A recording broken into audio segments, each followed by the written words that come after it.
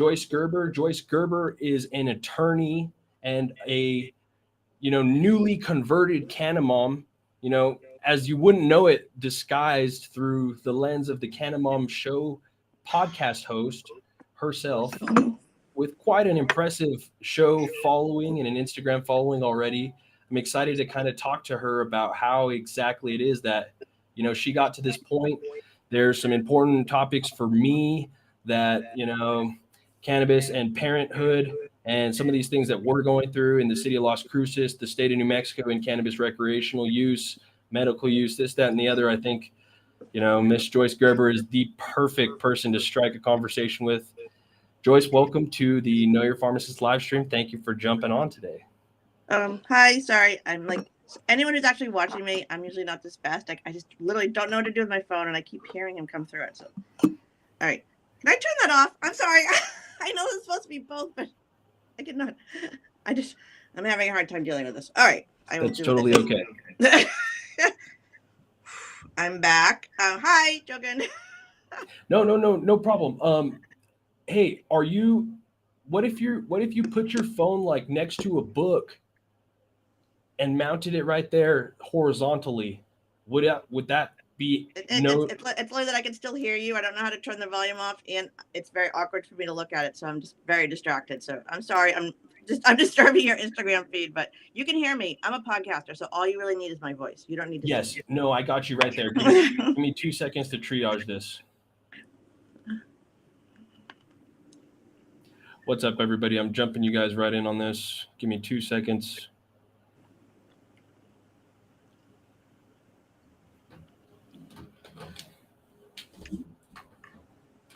Technology. All right, I can get a little story while you're setting up. So yeah, absolutely. Thank you. Thank you for putting up with me. I am not a TV personality. I am a podcaster, so I'm just used to having earbuds and like hearing people in my head. So I'm sorry, not technology depth today, but I am Joyce Gerber. I'm the creator and host of the award-winning podcast called The Canna Mom Show, where we are talking about caring for and giving voice to women in the emerging cannabis industry.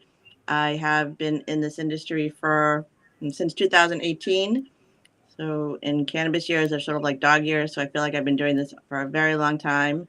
And I'm here in Massachusetts, and this is a very state-specific industry. And I haven't really spoken with many people in New Mexico, so this is very interesting. And as we are all developing our own programs, specifically what's happening with the medicinal part versus how we talk about retail or recreational, which I don't think there's really a difference. It's interesting to hear comes from other states, and people can hear what's going on here, and hopefully we're not making the same mistakes. Hopefully we're learning from each other.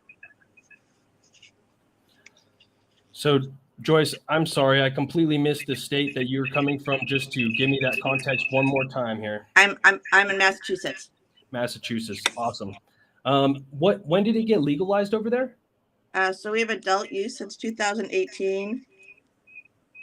I'm sorry. I'm getting feedback on the Instagram Live. I'm so sorry. No, I heard it too. Sorry, guys. Give us the 2 seconds on the awkward feedback.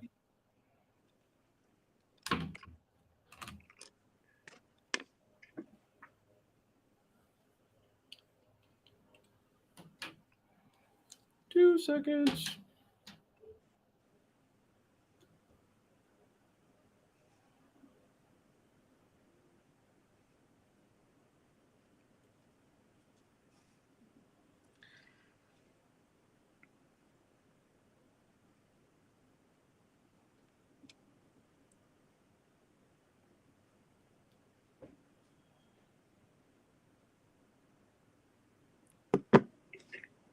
Can you hear me now? Is there feedback? Are we there? I think.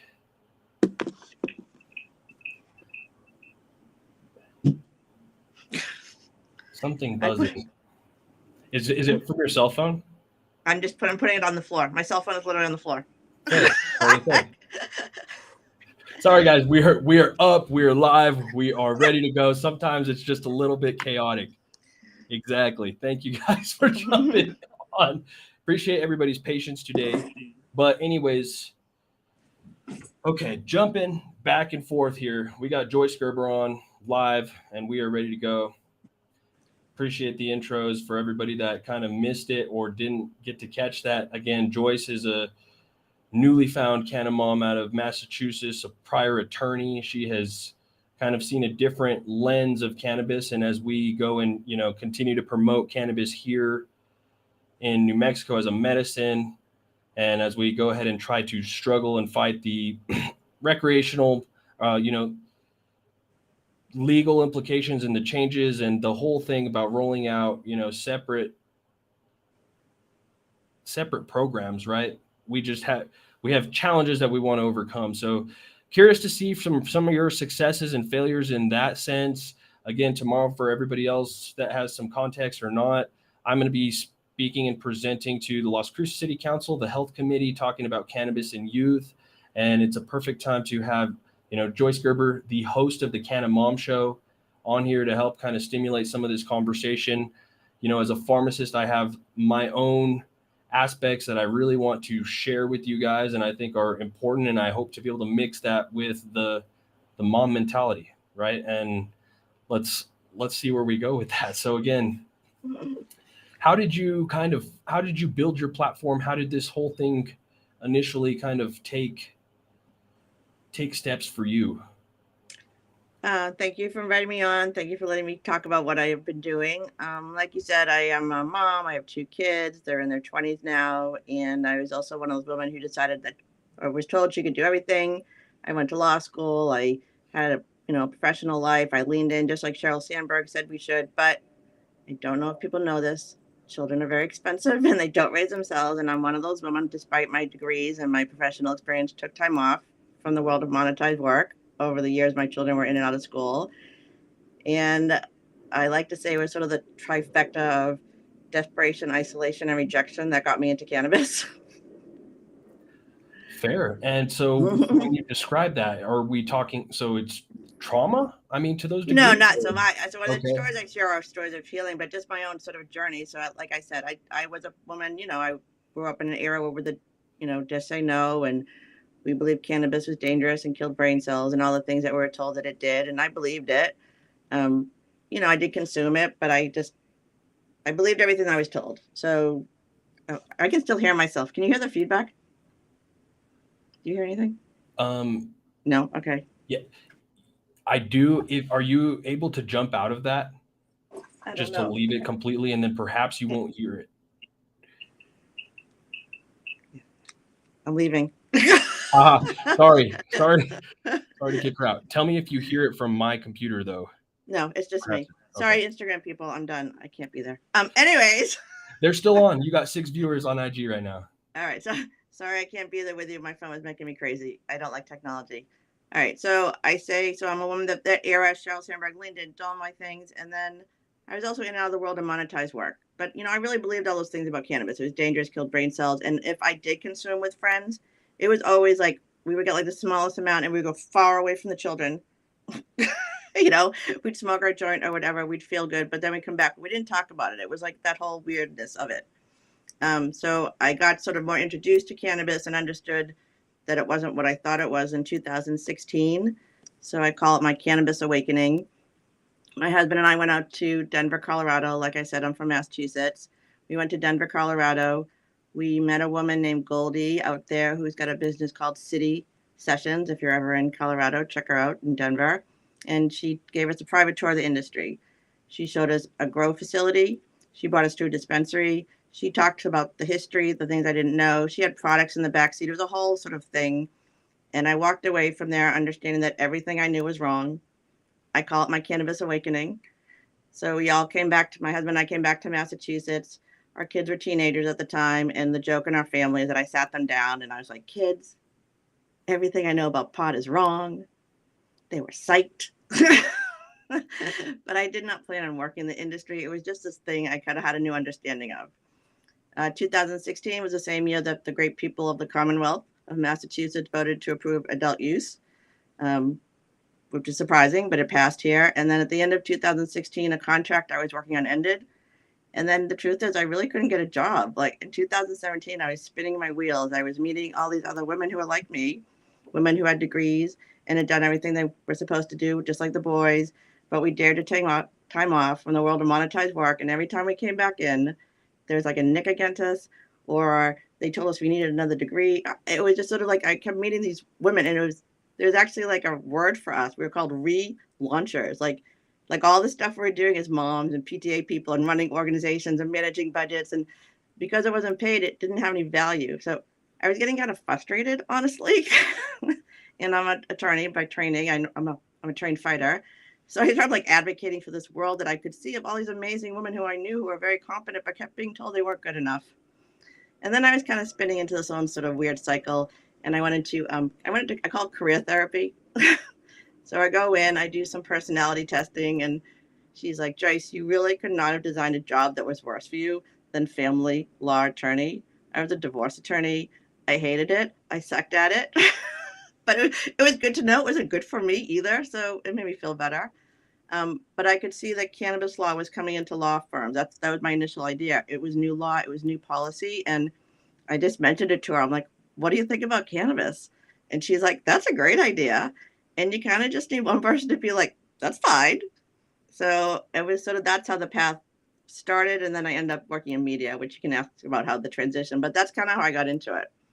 Sure. No, I'm actually very kind of curious, especially about that kind of enlightenment period that you had for you. I know you said your cannabis awakening, I think is what you termed it.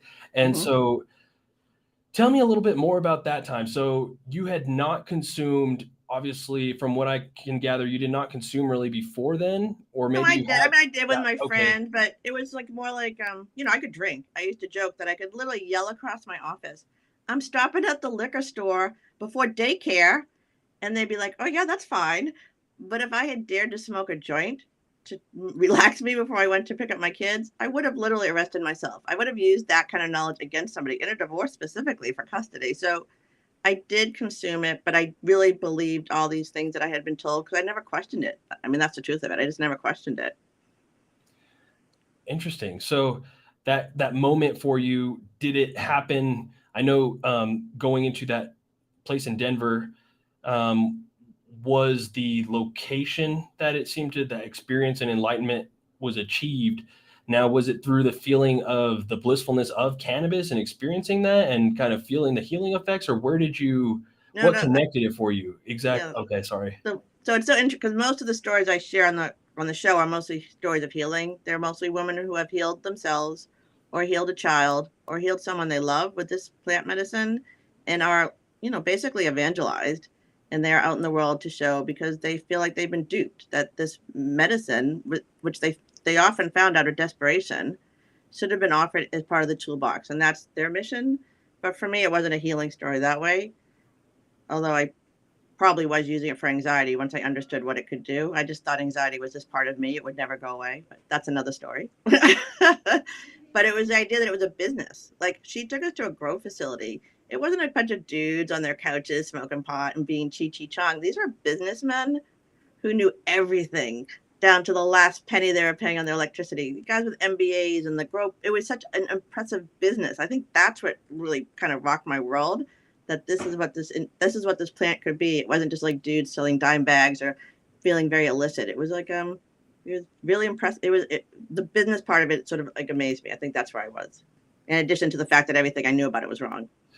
So you were able to connect that. And I mean, it's interesting to me, especially for like a lawyer, a converted lawyer such as yourself in that degree, just to see like at least to be able to position outside of what, federally illegal Federal One controlled substance, is listed. For me as a pharmacist, it's kind of a very similar parallel.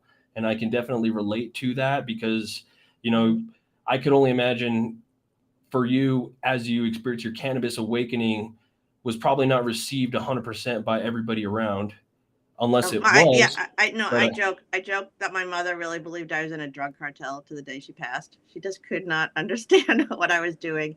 And I hear stories every day of people healing their loved ones at the end of life or giving them some comfort or finding relief for pain or, whatever it is that they're using this medicine for.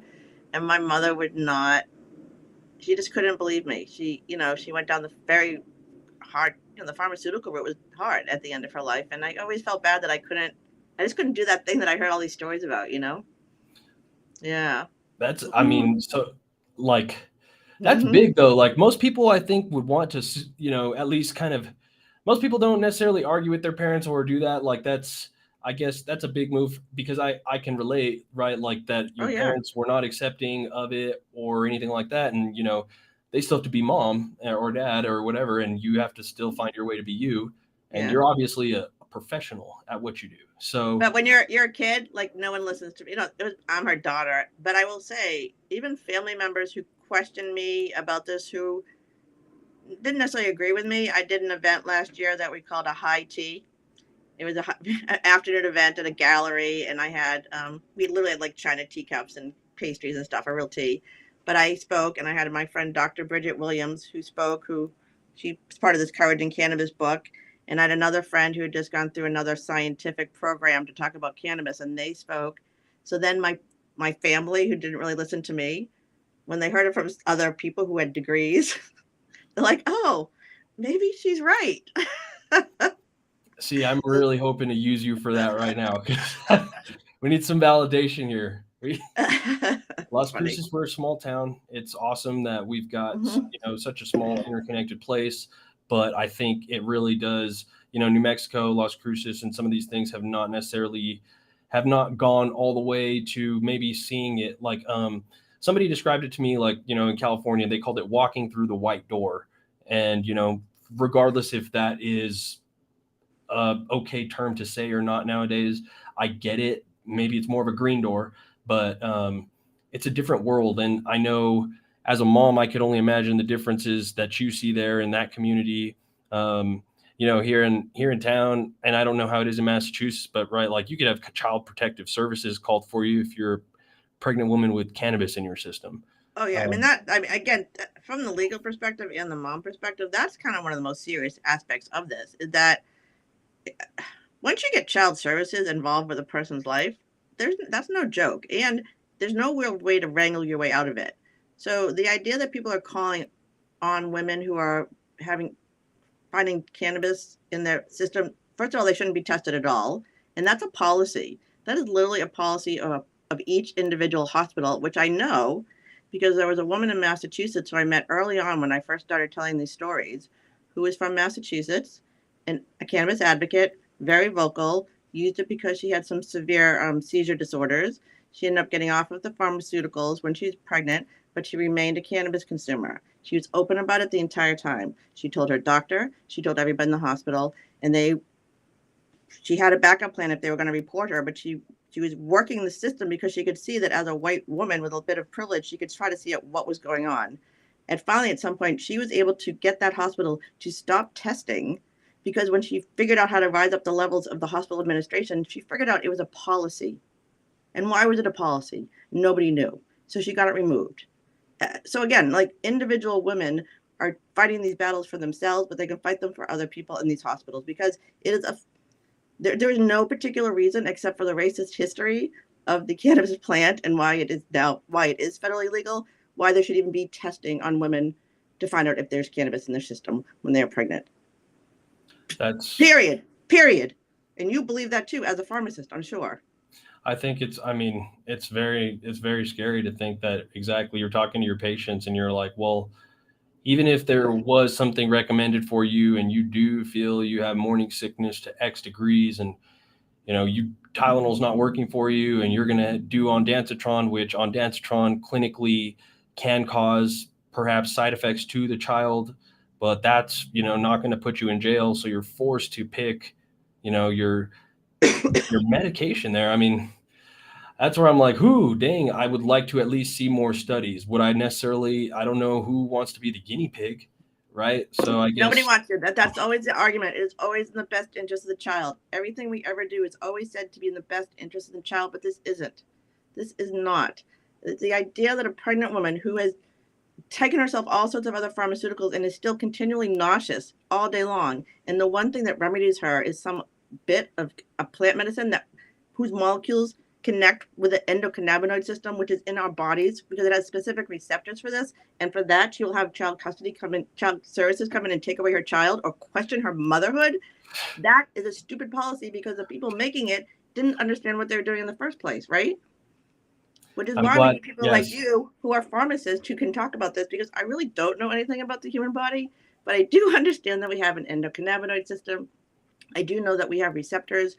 I live in Cambridge, Massachusetts, home of pharmaceutical companies. They are dying to figure out how to use this because that is a receptor they could use for other molecules. So this is a silly game we're playing.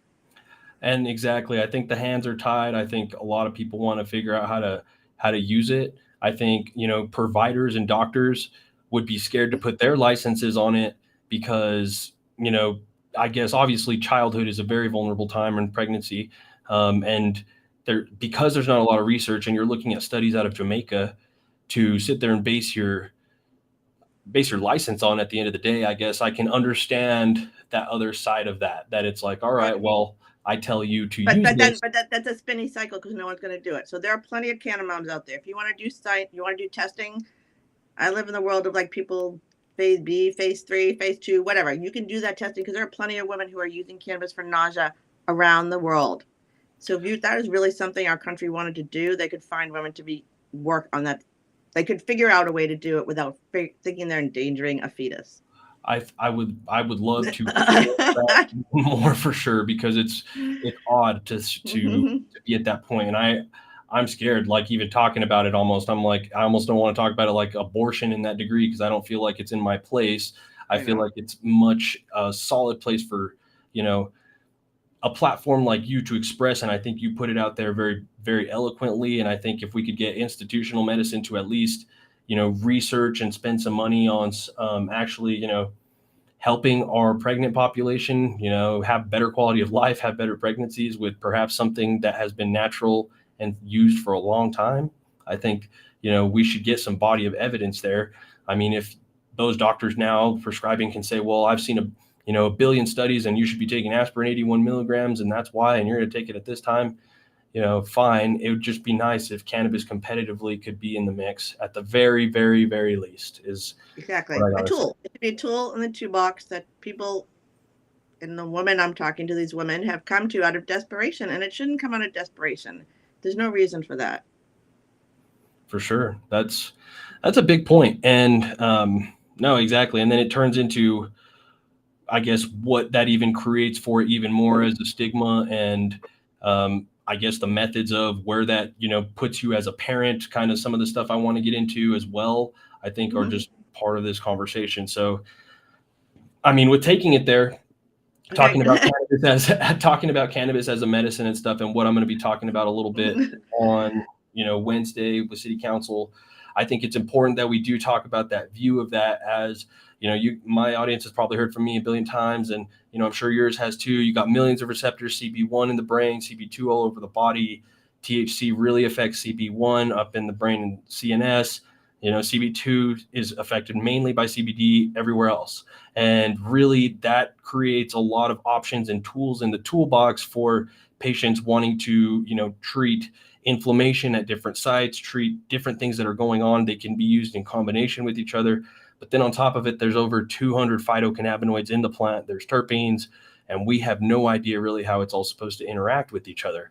And the endocannabinoid system, what our body has, the sixth major organ system consisting of those receptors, really set up a lot of promise, but we do not know what the heck that even means. For youth are, I was just having this conversation today. Youth are monkey see, monkey do with most of everything that is going on. And I feel like when parents are living the line of stigma, even if they wanted to use cannabis, they're probably more likely to hide their use from their kids, or, maybe leads to other, negative chains of events. And for that, it shows an example of, hey, well, mom and dad have to go hide to go do this activity. And maybe that creates some more allure to the activity versus being upfront with your kids about what's going on. And they're like, oh, this is medicine, in fact, and I'm using this because I need it. And your brain would develop much better until the age of 24 if you chose not to do this. And if you're accepting random products from random people that are unlabeled out there and all this stuff, you could be having all other kinds of black market products. You could be running yourself into all other issues. And I can't get your back on that anymore as a parent. And I don't know where those conversations exactly, are supposed to go, but I'm kind of hoping that you might take it from here to kind of tell me how that works. So my own story is my children were older when I had my cannabis awakening. So we had sort of a different conversation, and that's the genesis of the Canna Mom Show. So the way we even started the podcast was after my epiphany that I was a terrible divorce attorney, but could possibly be a cannabis attorney. I spent 10 months really learning what this is, and sort of, I become an advocate, but I went into this to make money. I'm like, oh, this is a big industry. I could become a lawyer. That was sort of my mindset. And then learning all this history and all the things that I'm sure you've talked about with your audience about 10,000 years of cannabis history. We live in the anomaly in history. Like, this has just always been part of what humans use. And it's been made criminalized and illegal for very terrible reasons. We can go into conspiracy theories if you want, but I don't want to go down there. But, there's no particular reason why it just shouldn't be where it is. I mean, that's that. But in terms of just, I'm sorry, I lost my track of thought. No, kind of Anyways, just the way... so I tried to figure out what to do. And then, and I ended up, I did the whole history. I did learned, I kind of got into it. I wasn't sure I wanted to go into law. And then I met somebody who was starting a media company. He was starting a podcast, which I didn't really know what a podcast was at the time, on cannabis. And I was hired to be his executive producer. So I did that for a year. So that's really how I learned the industry, because I was bringing all these people on. And then one day I was in the studio with a friend who had younger children. And I was, we were talking about how do you talk to your kids in this new era. That was sort of the genesis of the podcast. My friend didn't want to do it because people are still so weird about being connected to cannabis. The studio wanted to call me the Canna Mom, which I'm not. I talk a lot about the Canna Moms are these women who are really healing their children and are taking big risks. The Canna Moms, the Canna Mommy. I kind of feel like that's almost like a sacred term at some level, just because they were taking such big risks to get this plant medicine allowed. Think of all the children who are using it in California and the seizures and all that kind of advocacy work because of those moms, those caregivers who are taking care of people, even the AIDS patients. So that's kind of the Canna Mommy that I think of. But I call it the Canna Mom Show, like the Daily Show, like an interview show. And that is how it started. And then once I started talking about it, my friends came on, and then I started bringing industry people, and it kind of geared away from the actual mom-kid conversation. But within each episode, we talk about being a parent, what it's like. So I will say for the parents who are younger, like their children, they've always been in the industry, they've always been consumers. It's just part of their lifestyle. These kids grow up, they're so smart. Like, they know all this stuff. They know the dare guys are telling them lies. They can kind of push back on things. They know if a kid's going to offer them a product, they'll be like, what's the terpene profile? How high is the THC? They actually know these things because they live with these parents who are doing that. I mean, that's a different conversation when you just kind of grow up with it. You also have to talk about security. Your kids aren't trustworthy. They will get into your stuff, even if they say they're not, especially when they're teenagers. So the idea of keeping your products that you're using someplace that's safe and secure. I have lots of different women have doing companies like Pretty Safe Boxes. I have one over here called, I'll show you. It's called Lock Green. It's very simple, smell proof. It's got a lock combination on it, and you can keep it anywhere, and you can bring it with you if this is something you want to keep in your house. I know women are making furniture now, pieces of really lovely furniture that have a drawer, almost like a gun drawer, I guess. I don't know, like a security drawer, where that is where you can keep your stuff. So, these kind of parent conversation is sort of similar to anything you'd have that is yours.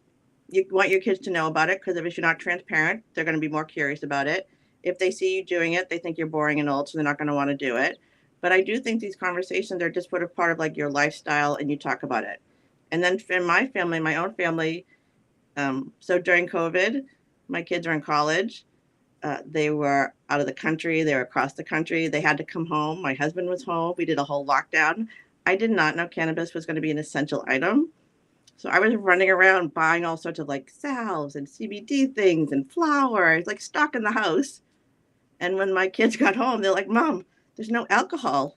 I'm like, yeah, but there's pot everywhere in every form. Stacking up there. I mean, there was real promise against perhaps what it could be doing in terms of the antimicrobial properties against the virus and all that. So, but it was also just, we were nice to each other. I would much rather be in lockdown with a bunch of stoners than alcohol. People were drinking alcohol. I mean, that's the truth of it. So, fair. we were together. Like, my kids were, it was a transitional period for all of us, and we were able to sit and talk and laugh with each other. I think we weren't on each other's nerves as much. I mean, for my own family, that's sort of the conversation. So now it's just normal. I have a cannabis bar, but at every stage of your kid's growing, whatever relationship, it does change. But I think the key is that your generation of people are having kids now.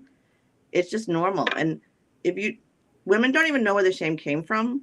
They just kind of owned it, but we can break it. So if you are a cannabis consumer because it helps you feel better, you just own it. Like that's the whole point of the story is like crushing the stigma by showing that we exist. Like I'm a tennis playing, pearl wearing lawyer, and this is part of what I do. And I don't really drink that much, but you have to see me to believe me, and that kind of changes the idea of what a cannabis user is. So okay, there Why? you go, guys. Take a look at her. No, exactly. Like she looks like a normal person. People, I mean, Normal's relative, but I am a productive member of society. I've been married for almost 32 years. I have 2 kids who are great. I did a good job. I'm part of my community. I am a member of my temple. I am on the board. I belong to a tennis club. Like I'm an active member of my community. I'm a person, and this has helped me be more engaged, and it's helped me be more connected, I think, to people because it's taken away my anxiety, which is really how I use it now. And so you grew up your kids grew up in your house. Obviously, did you never talk about it? Had you talked about it up front? Where did it first come into striking the conversation? I mean, I was never negative about it, but I wasn't like out there smoking, and I Sure. wasn't like we still, if we wanted it, if we wanted to find some, like my mom group, if we wanted to find somewhere, like how do you get it? Like somebody would deliver something in a little, I don't even know how we got it, but you knew somebody who got it. Like that was it was still sort of secretive. And if we did consume, usually the kids were around at some point, we would probably go into a separate room and we'd be like and spray ourselves, and what I mean, Sure. that was sort of And the conversations with them, was it? I mean, did they identify it first, or did you guys kind of come up front about it, or? I mean, I remember. I mean, we talked about it specifically, right? So they were 16 and so just 16 and 14. So they're 16 and 14 who were very upfront and talked about it. But, they had already sort of, I think, discovered it by then. I mean, but they weren't talking about it. But then I understood, and I will say it was kind of a good age to discover because I wasn't upset about it. You know what I mean? Like they knew how I felt. There was an incident once with my daughter where someone called me. They were upset because I found her with somebody who was smoking pot, although she wasn't. It was like a whole long story. But my only response was, she knows how I feel about that, which was very ambiguous because I was totally fine with it. But I knew that this other person wanted to get her in trouble. So I was like, exactly. How do you deal with that? Where one parent might be out like on a witch hunt against, the cannabis owning parent, and it's like someone's trying to prevent a witch hunt. But obviously, anyway, I so mean, you gotta have to know who you're talking to, and but 14 and 16 are impressionable ages. I didn't get upset about it. I was consuming by then, so I was probably much nicer. I mean, I wish I had consumed when they were little. I would have enjoyed it more. I would have been more relaxed. I could have been more engaged with them. I would, I'm a good mom. I got everything done, but I was always rushed, always rushing. It was very hard for me to stay still. There was always something to be done. And I know now that to be in the moment, like all little kids want is for you to be in their moment for a little bit. And it's very hard to transition. That's a very hard transition, especially when you're I was in a mean field. Like when you're being mean all day, and then you got to take care of a bunch of toddlers, which it was hard to transition. I know now if I come home, had 5 minutes, 10 minutes just for decompress and have a hit or two, I really could have centered myself again. And it's been with my little kids, and I would have enjoyed it more, which is kind of the message I give moms because it's just like that anxious feeling you have constantly that you're never getting enough done. You're never getting enough done. And that is literally the moment when moms need to stop because we always do get it done. Like we seriously always get it done. And the anxiety is the thing that's making us unhealthy. So, and your kids pick that up. Like, I mean, my son and I had he was a little, we were gotten fights, but I think part of it because I was anxious and he was anxious. So if you're a calmer mom, I think your kids will be calmer. those are a lot of great take home points that are big time here. I mean, in Las Cruces, New Mexico, we are literally, I don't know if you know where El Paso, Texas is, right on the border of Juarez and United States. Like we are heavily, Mexican down here, Hispano based. And, in the Mexican heritage, like it is stigmatized to the bone, and I'm sure it is everywhere else too, but it's like among one of the, the devil there, El Oh yeah. Diablo, for sure. And I mean, so, that's because I kind of compare it almost to the Black communities here in Boston and Roxbury, because there's a huge social equity component of this industry which we haven't even touched upon, but there are a lot of women of color leaders who are trying to heal their communities using this plant medicine, and they're leaders. But you talk to the elders of these communities, their communities have been so devastated by the stupid war on drugs that it is very, very hard. I mean, it's hard to change people's minds anyways. It is very hard to change people's minds on this, which is why these stories of healing are so powerful, because they're the one-on-one connection that someone you love is getting better and you can see it, and it opens up hearts and minds. And I mean, it has to be the same way you are as well. So I talk about the Venn diagram. Everybody gets sick, everybody loves people, and there's somebody, the most conservative, Arkansas farmer has the same values as I do on this plant, because I see the benefit of the healing part, and they can understand what I'm talking about, even if we don't agree on anything else. So I understand your community has probably been also sort of very devastated, the community down there, the border, the war on drugs. So how can you believe this is true, that this could be good for you? It's a very hard mind shift. It's very hard. it is. And then the people, especially in the pharmacy world, that, we talk to people that are on the back end with, they're already on 10 meds. They've got all X, Y, and Z chronic disease states. And we are doing a lot of reactive work and healing and trying to introduce cannabis in these situations, which have people been plenty cannabis naive for a long time, maybe a little bit cannabis curious or cannabis confused. And so, I mean, my true approach is kind of, right, like finding what's the chief complaint, what can we kind of attack with maybe giving you some tools in your toolkit, teaching you about CB1, CB2, THC, CBD, and empowering a dose, finding that. But that to me, I think as much as that population needs care, that there is just still so much more in the preventative work that we could really do in that healing environment. I mean, imagine, like you are saying, in those times of, being able to be present and relaxed and calm with your kids, for instance, can really change the quality of that relationship for, life, which is probably, I don't know, one of the number one relationships in a human's existence, their parents. But you got a lot of power. You can mess it up really bad. Exactly. And I mean, alcohol has put us at a different point where I guess that has been the vice of choice for most. And very welcome. I could literally walk around my elementary school wearing, wine mom. And I I was just featured in a story in a magazine here in Boston called The High Housewives of Metro West, but basically talking about how the weed mom is taking over the wine mom and why that is true. And, giving these stories of moms who have discovered gummies as an alternative to a glass of wine in the afternoon, and who are really starting to recognize that that second glass can make you feel really bad in the morning. And there's a lot of things about wine and alcohol that are really, just as a pharmacist, this just really dangerous. Like, it's literally a poison. So I always try, when I'm trying to not convince people, but sort of like put this in perspective. Imagine that when all the cannabis hemp excise tax and all the illegality was happening over the past 100 years, instead that was alcohol stayed illegal, but cannabis was still part of our system. And now we'd be here talking about alcohol. And they're like, let's legalize alcohol. And then you listed the litany of horrors that go along with alcohol. Would anyone ever allow that to happen? It's a much harder argument to put alcohol at the forefront of a healing revolution, for sure. No way.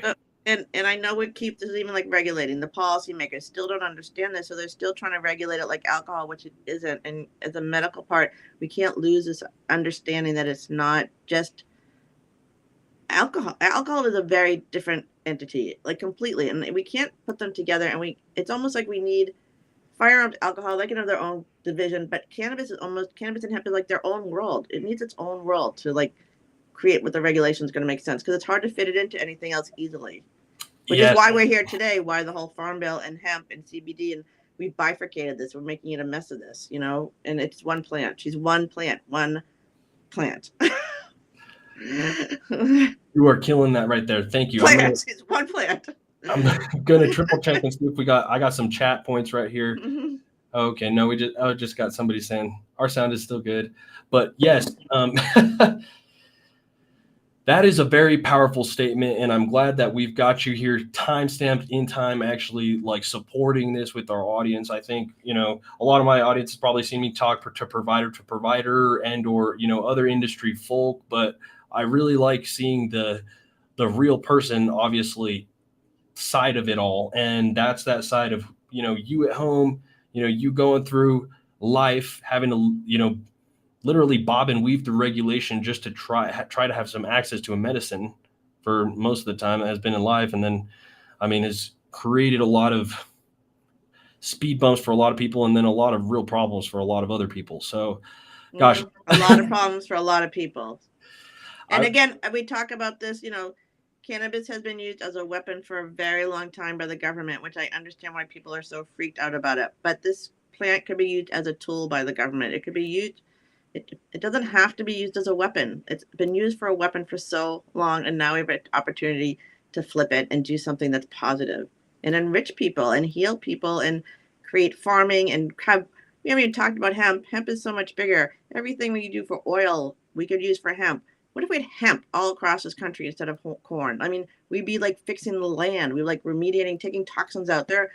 This is so big. Cannabis, criminal justice to cosmetics, it touches everything. And anything that you're interested in, which is what I tell people who might be thinking of coming into this crazy industry, whatever it is you do, we need you. And we need people who are smart and competent and passionate about making sure that this is not just big business, because this is not just big business and it's not just dispensaries. It is so much more than what people are talking about. I have a question for you on top of that. Do you talk to your provider about it, your doctor? Yeah, so he's actually the first person. So this is funny. So I had the same kind of oh my God, am I going to talk to him? What's he going to think of me? And he was so cool. So he said, because I'm not on any pharmaceuticals. I'm not. And so this is this has really been helping me. So I talked to him and he said, Joyce, it takes away, the way he explained it, it takes away the worry. He said, all the stuff that's spinning around, it just goes away and you can be, and that's how he described it to me. He said, it's good. It's good for you to do it. And I was like, all right. And, but most people are so ashamed. They don't want to tell the person they're using it, or there's going to be a stigma, or, there's going to be something. If you're pregnant, there's a lot of issues. I get that. And even my mother was in her last couple of years. We were talking to more healthcare providers because end of life use for cannabis and psychedelics is a whole nother level. But, end of life issues are really huge now. And I would bring it up to a lot of the hospice people and they were okay with it, but they can't help you with it. So I could see that people are coming into this, and I have some friends who are Canna nurses. So the medical field is coming into this, but we need more of you because I don't know. I like I said, I see the big picture. I see a lot of this industry, but the medical part is very specific, especially for people who trust their doctor and their doctor doesn't trust this medicine. So that disconnect is huge, especially for elderly people. Yes. Yeah. 100%. And it obviously creates all that drama, and you can even have the point of the doctor and the caregiving team all on board for cannabis, but nursing home cannot take THC inside of the home. And we haven't even talked about children. I went to the whole nother thing. I interviewed this woman named Amy Carter in this book, Courage in Cannabis. She's one of the 38 authors. She had a child with severe autism, very aggressive, to the point where they wanted him to be hospitalized, institutionalized. He was, I think, 8 or 9. And she went down this cannabis journey and she ended up figuring out how to help him. And now he's a 16-year-old who is an advocate and very functioning. So, but to give him his medicine, she cannot go onto the school property. So she has to go in, disrupt his day, bring him off the campus. He takes a pill. He's not even inhaling. Give him what it is, and then she can bring him back in. That's literally the same parallel situation to it was a mom who her adult son, 30 plus years old, so autistic, very severely on the spectrum that they were, providers were pushing for heavy doses of injectable antipsychotics just to sedate. And she's like, I cannot have this for my son anymore. And pulling him out every single night of that home to go give him his THC. And I can speak to that more emotionally because I was there assisting with that. But exactly, 16 years old, pulling him out of school to go, administer and But whatever the other. school nurse could have given him an opiate. She could have like handed that little pill over and just handed it right to him. So again, these are policies. These are policies that exist for sometimes just people didn't understand what they were doing. This is why we need individuals to sort of step up. Those are the power of the stories I'm sharing. They're changing hearts and minds on a very local level because this is how it's going to work. I don't know when it's going to become legal federally. When it does, everything we have learned over the past 10 years or so is going to blow up again because all these states things are going to like implode. It's going to be a whole new system. But people are making a change at the bottom, talking to your neighbors, helping your mother, talking to your elderly person, talking to if your child is having, I don't know, CBD is a great thing for kids. Like if they have like some pain in their hands, or there are lots of ways to incorporate this into your life, but on an individual basis and finding really good products. I mean, that's probably you have the same issue in New Mexico. There's no interstate commerce, so everything is made in your own state. Correct. So finding products, you need to be almost, it's a bit of work, honestly. It's That's a when bit of we work got to into find the the right product. pharmacist formulated part. I mean, personally, Yeah. that was cool, really applying that. We've gotten out to the point of like 47 different SKUs between tinctures and gummies and the gambit. The cool thing about it that we're really finding is like all your one-to-one combos of CBD, CBG, THC, 5-to-1s, tweaking all of those. Autistic kids that really need this different kind of dosing, adults that don't want to create past that 2.5 milligram threshold of stuff that could get you, high is, I guess, the word. I hate using the word high because I think it creates that. I don't use it anymore. And when people talk about the psychoactive impact, so people think psychoactive is such a scary word, but all it really is changing your mood and behavior. So your sugar is psychoactive, your coffee is psychoactive. So we scare people with this word that's like, the THC is psychoactive. You're gonna jump off a roof. You might just be feeling a little low and then you won't anymore. You might be seeing the world just a little bit burnt away because you've had a little bit of change of mood, but you're not going to go crazy. I just, for sure. but that, like I understand some people get the THC really does affect you, but this idea that it's really dangerous for you somehow is just not true. And to know that people like you are out there who are really formulating things very specifically for people, because like we talked about the terpenes, the, whatever, the CBD, the CBGs, all the many other cannabinoids that we're actually learning about, creating these things that are personalized. This is very personalized medicine. This is very personalized medicine that we've been consuming by smoking for the most part, but it can be personalized in a different way, like you're talking about, which I think that is really revolutionary, don't you? For us, it is. It's interesting enough because really the dispensary is trending in New Mexico, and what it is, pre-rolls are your highest sellers everywhere. And, people want that quick smoke, especially where we're at in Las Cruces. You may be coming from Texas because we're such a border town. You can come in, take that little vacation and go back and pick up your stock or supply or whatever. Either way, when I'm looking at dosage forms, the smokables, of course, are the heavy favorites. But for our side, where we incorporated in that pharmacy land, we actually, our highest selling is gummies. And it's just interesting enough because we're not, granted, not we're like the biggest or anything like that, but we are not that.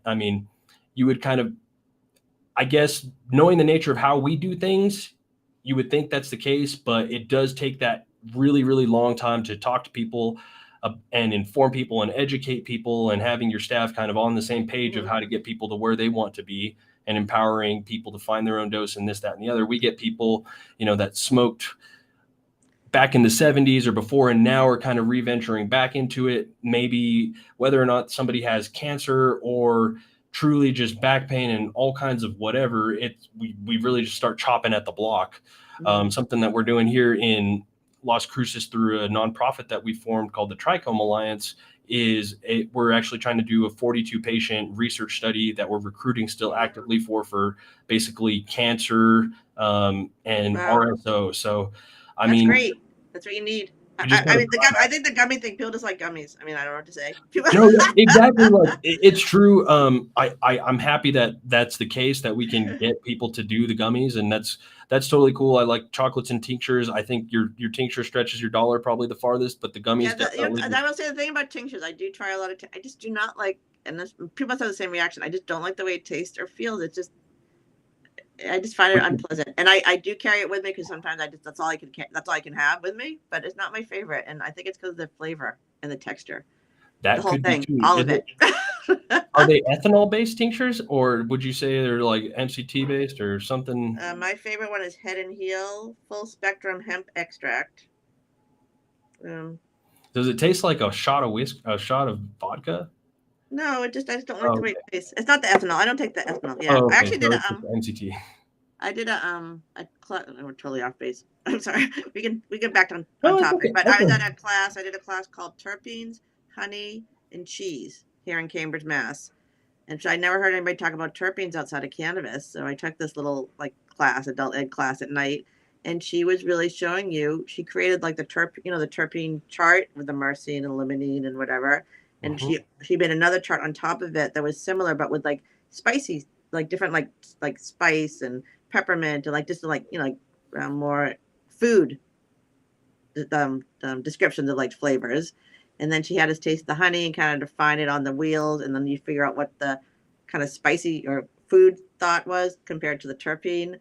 And then we were kind of like going back and forth so we could actually taste it. And then she actually gave us each a drop of a terpene to taste it on our lips. So it was just like an interesting way of thinking. People think terpenes are like mystical, but they're just in everything. They're in plants, they're in food. They're just basically they're the smells, and the things can kind of like entice you to be connected to that little whatever you're eating or smelling. Yeah. Sure. No.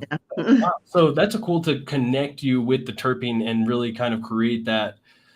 I always think of pine sol when I think of terpenes. I'm just like Oh yeah, instantly like pinene. limonene Yeah, yeah, or yeah. pinene. Yeah, like I mean, I've seen them. I've seen them laid out like the limonene and the linalool, so you can kind of like visualize what it is. But I never seen anybody kind of connect it to food that way. no, that's super cool. And I think I would hope somebody takes from whatever you guys have experienced over there, recreates it over here to whatever degree that is, and it makes it informational. If you have something to relate to or something that I can, pass on to our audience, I'd love to pass on your knowledge as well, as for sure. Yeah. So basically, actually wanted to touch base on this kind of proposed strategies for Las Cruces and balancing this and parents and stuff. So in terms of equipping parents with the skills to effectively discuss cannabis with their children, how what would your raw approach be on that? And I won't even without me interrupting you, I just kind of want to hear your take on that. Equipping parents with the skills to effectively discuss cannabis with their children. So again, I'm big into the transparency. So a big part of it is to, be honest about what you don't know, which a lot of us don't know a lot about it, but also, be prepared to talk about that it is illegal for not very good reasons, and that we're all learning about what this plant can really do. And we have information now that it's kind of, it helps us and it doesn't hurt us. I mean, that's a basic that you don't know what you don't know. Like a lot of us parents just don't know what we don't know, but what we have been discovering is it's not what we were told. It was a very dangerous story. There's a lot of power in stories, and the story that we're told about this plant was wrong. And I mean, really, really wrong. So there's a lot of things about our country that are not great either. So it's just part of one of those conversations that sometimes you don't understand why things look the way they do. But if you can sort of start with this understanding that the reason it was made illegal and why we've been told it's so dangerous is for a very bad reason. I mean, when they're little, you can go in, you don't need to go into it. When they're teenagers, they may ask you more about what led to this. Like, why was cannabis illegal and why do you think it's okay to use it now? Because there is such a stigma against smoking, and just a lot of parents do hide when they're consuming cannabis. So, it's kind of this, you don't want to be hypocritical. You just you don't expose little kids to certain things. Like teenagers have a lot of questions for you.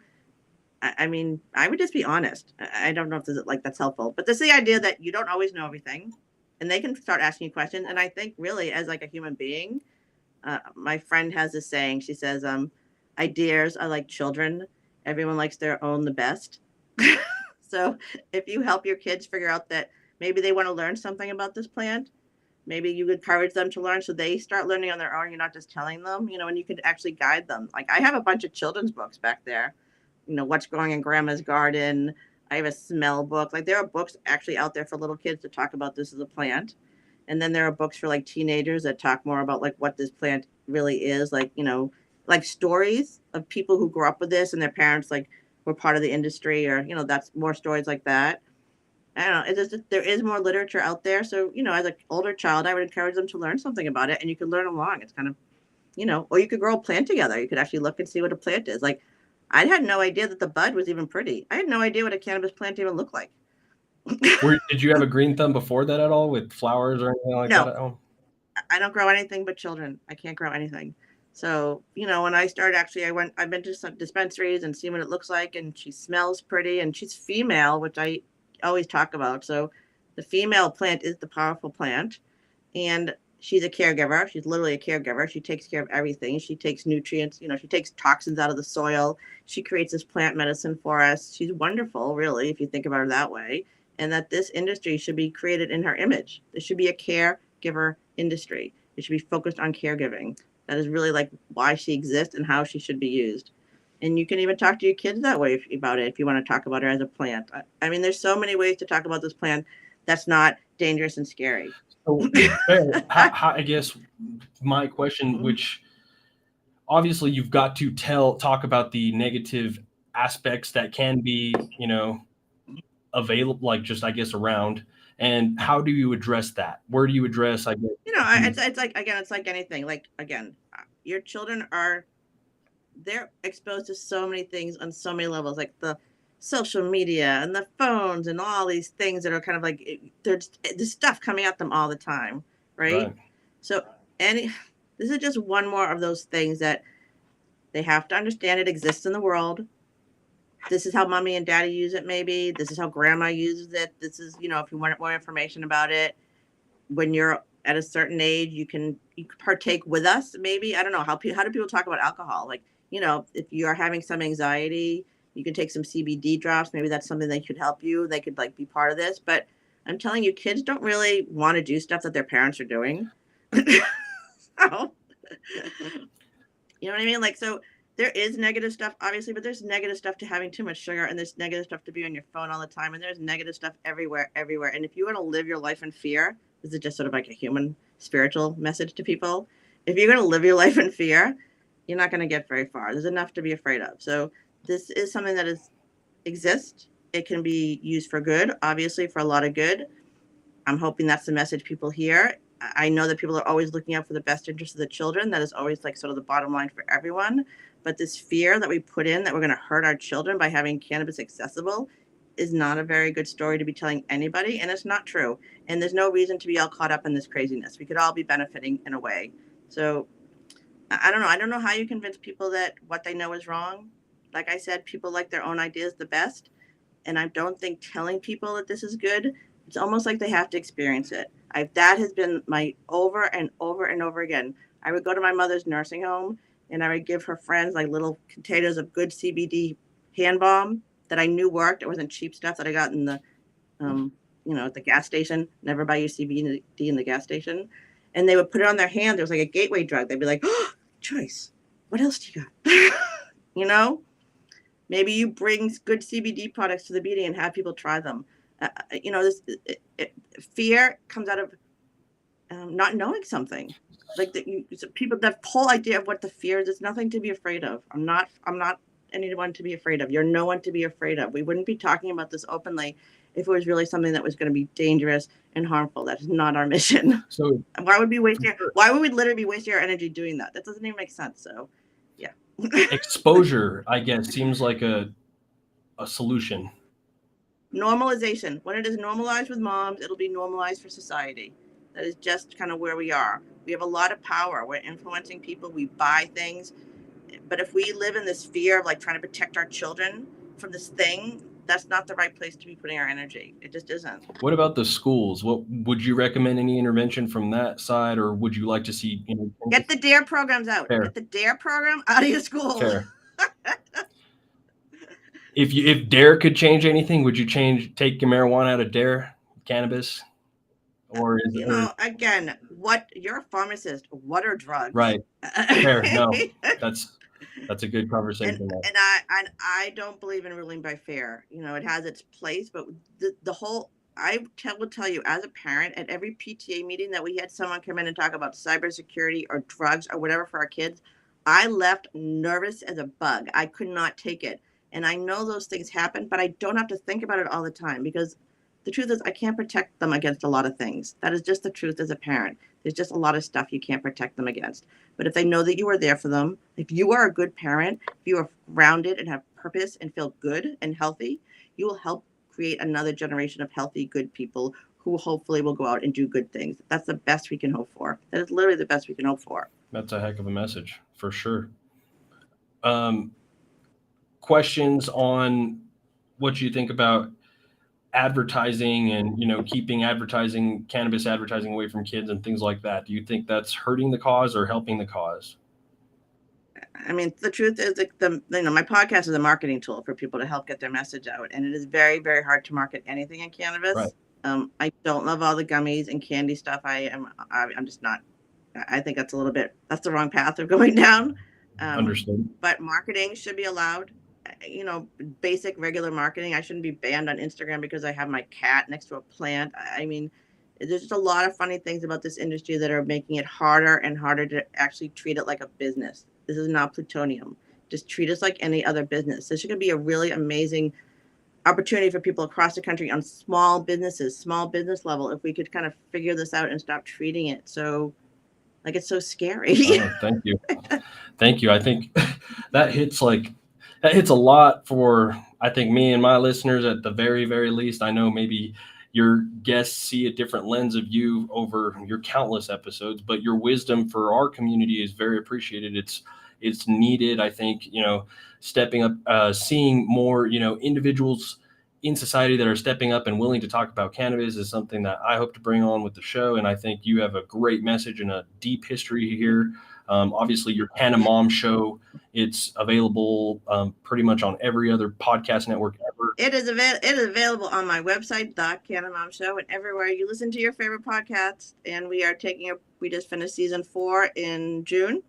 We're taking a break over the summer. I just take the summer off to regroup, and we will be starting season 5 in September. Cool. Awesome. I hope you enjoy the rest of the summer, and I appreciate you connecting with us for now. And, if you ever make it out to New Mexico, we should definitely, have some coffee.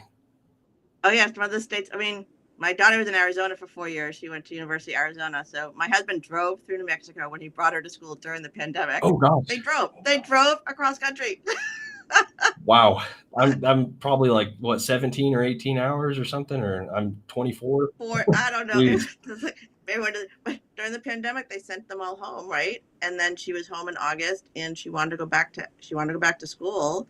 So my husband and my son they did a road trip, and I stayed home. I was like the navigator, and I found, during the pandemic, find them places to stay along the way.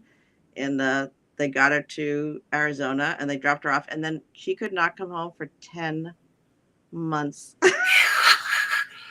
Stuck. That was a long time. Anyway, so I have not been in New Mexico, but my husband has driven through there. I would recommend not coming in the summer. It's hot. The other thing, where did you go to school? I didn't catch that one. Oh, so I got my law degree from Northeastern University out here in Boston, Massachusetts. So very cool. I haven't gone very far. I don't go. Born and raised here. I haven't gone that far. I'm guessing Red Sox over Yankees. Oh my God! Is there just had to triple check on that for sure. That's awesome.